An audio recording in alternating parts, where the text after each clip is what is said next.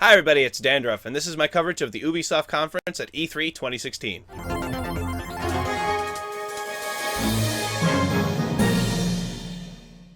The show opens with a dance routine for Just Dance 2017 to Queen's Don't Stop Me Now. Freddie Mercury is rolling in his grave. Yeah, I don't think that guitar's real, buddy. You're jamming on it really hard. Then out comes Aisha Tyler. Can we please get somebody new for next year? I mean, seriously, how about the Giant Giraffe? The Giant Giraffe would be amazing hosting next year's E3. Please, please, we have the Giant Giraffe. So this is Just Dance 2017. It's coming to PC, PS4, and Xbox One, Wii U, and the NX next year. Aisha Tyler then makes a joke about how even she's aware about how much we don't want her being there.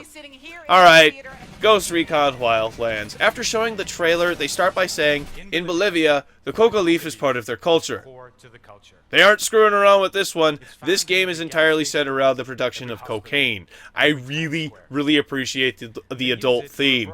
The game can be played solo or in 4-player co-op. It's the largest open-world game that Ubisoft has ever created. They then show us a video of 4 guys playing the game. It sounds 100% scripted with a vague attempt at sounding authentic, but it fails miserably. And not even a single in-game menu is shown. That's how you know it's fake. If you don't have to rifle through a couple of menus, it's not real gameplay. Leading me to believe that it's not an accurate representation of what true gameplay looks like. All that being said, though, it does look fairly good. The graphics do look impressive, and I will be considering purchasing it when it releases on March 7th of 2017. Then, trailer starts for something dark and mysterious, and then leads into South Park, the Fractured Butthole. This time, the boys are playing superheroes, the South Park boys, that is. The last game they were playing fantasy battles, but this one is a satire of the Captain America Civil War movie. It looks exactly like an episode of South Park, which I am a huge fan of the show. The Stick of Truth also, too, did look just like an episode of South Park. All of the same type of humor, written by Trey Parker and Matt Stone. There are more mechanics than the Stick of Truth contained. You can move around tactically around the battlefield with terrain effects, and you can knock enemies into the terrain on the battlefield, which will have different conditions and change the battle very much. It looks really good. A lot more mechanics, better story, or at least just a different story. Can't wait for this. Next is the Division Underground expansion, coming on Xbox One and PC on June 28th, PS4 on August 2nd. Ubisoft gave everyone 3 outfits from their other games, Ghost Recon, Splinter Cell, and Rainbow Six Siege, if you're a member of Ubisoft Club. The Division Survival expansion was also shown. Seems to take place in winter, and it's adding a bunch of survival elements, having to scrounge and scavenge for food. Anyone that you see is an enemy, kill on sight stuff, that sort of thing.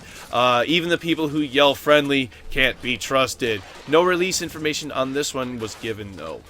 Next, Ubisoft is apparently taking a stab at VR. Cool. They've got a game called Eagle Flight VR. They had Lucky Palmer, the founder of Oculus, up on stage, who even took place in a live demo for it. The game is what's called Capture the Prey. It's basically the same thing as Capture the Hill, but because you're playing an eagle, you're trying to catch a dead rabbit. A little bit morbid, but makes sense. You're an eagle, you're gonna catch food. Definitely different from a lot of the other VR games that I've seen, especially because it's online multiplayer and just multiplayer anyway. A lot of VR games that I've seen are single player.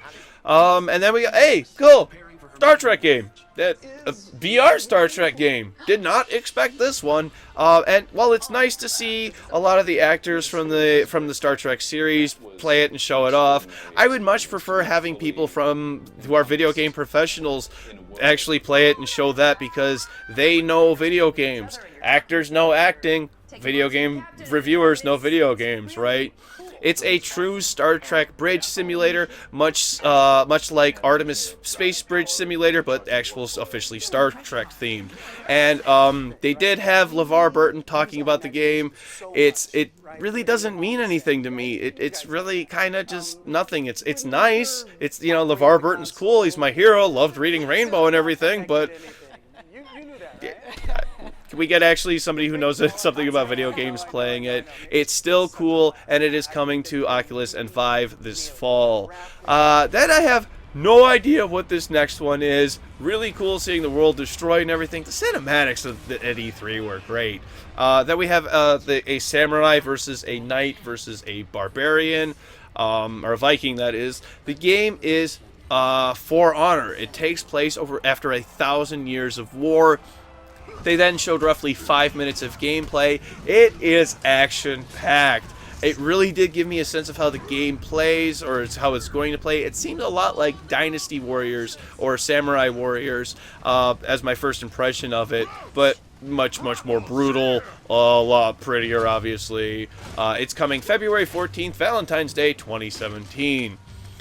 And then I saw Bud, and I got excited. I loved Grow Home, one of my favorite games from last year. I didn't know that a sequel was coming, and it's called Grow Up. The first game took place where you grew a single stalk on the entire level, but now this one seems to have multiple stalks branching out in different ways on a sphere or on the level. Looks amazing. They say the game is going to the moon! Whatever the hell that means. Coming to PC, PS4, and Xbox One. Again, no release date given. I can't wait. Gonna eat the hell out of that. Love that game. Gonna eat it up. And then this happened. The hell is this? Guys coming out in full-body tiger jumpsuits. And again, I have no idea what this is supposed to be. One of the guys claims to be the president of Finland. He's not. I looked it up. And then apparently, I think Ubisoft likes to confuse you and then try to give you something really cool. This case, they actually delivered. This is a spin-off of Far Cry Blood Dragon mixed with Trials Fusion and a game called Trials of the Blood Dragon. I thought Trials was okay, it wasn't great, but this could be the coat of paint that the game really needed to get really interesting, so why not give it a shot? Then the Assassin's Creed movie, thinking that people at E3 gave a shit about movies, so we don't. We just want games. We're going to skip over the most of this next part. All they do is show the trailer for the movie. If you want to go see the movie, go watch things about movies. Then Aisha Tyler gets interrupted by a video of a hacker, which means it's time for Watch Dogs 2. You play a character named Marcus, and the entire time I was watching the trailer, I am completely skeptical, because we all know about the Watch Dogs visual downgrade that happened with the first game, and all the debacle all over that, so be skeptical, everyone. We then meet Marcus's friend with the coolest pair of sunglasses I have ever seen. There is no doubt in my mind that somebody is going to recreate those glasses. Whether or not they make them available for sale, though, that's we'll see. They looked really cool. Marcus then uses a drone to scope out a building before infiltrating it, and all I have to say is wait and see on this one. We'll just have to see if it's any good. Wait for the reviews to come in, wait to see if it was downgraded visually in any way, wait to see if there's anything that they showed us that actually isn't going to be in the game that matters. I am not that excited for it, you can probably tell, until the reviews are in.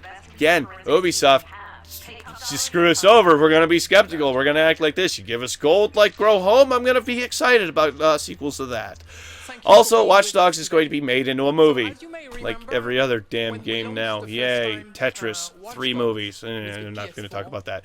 All DLC are coming to PS4 30 days before PC and Xbox One on Watch Dogs 2. Yet another Watch Dogs 2 trailer. And then they show off the Watch Dogs 2 Collector's Edition, which comes with a motorized garbage can on wheels. Seriously, I don't know what the hell that is. Why are they giving that to people? It really is a remote control thingy. Finally, they show off a completely new IP. It's called Steep, and it's a snowboarding game. I'm guessing that it's a game built around sharing player-made creations, because the word share was flashed 4 or 5 times in there, with a bunch of other words and stuff. You actually get airdropped via parachute, which allows you to pick the slope that you want to ski. And then you also have a wingsuit at your disposal, making it much more than a snowboarding game or a skiing game. You will have online play, of course, and every time you go downhill, it saves exactly which way you went, and gives you the ability to pause, stop, slow-mo, go rewind, go fast-forward, and then even make changes, or make challenges, that is, from the terrain, from the slopes that you had actually shot. It's really cool. The closed beta is going on now. Then they have a heartfelt goodbye, bring out all the speakers, yada yada yada. Yay, it's over. All in all, really did enjoy the presentation by Ubisoft. The Star Trek VR game has my attention, along with Ghost Recon Wildlands. Grow Up, I really want Grow Up, and then the game that I am most interested in is South Park: The Fractured Butthole. Hopefully Ubisoft gets their shit together and doesn't do their whole scripted actors trying to sell a game. I would much rather have real people playing the game, even if it is improvised and done up a little bit. I'd much rather have that than this narrative that they're trying to pull off. I am afraid they'll do it again, though. It is Ubisoft. They don't have a habit of learning from their mistakes. On a completely unrelated note, I'm looking forward to the new Assassin's Creed next year.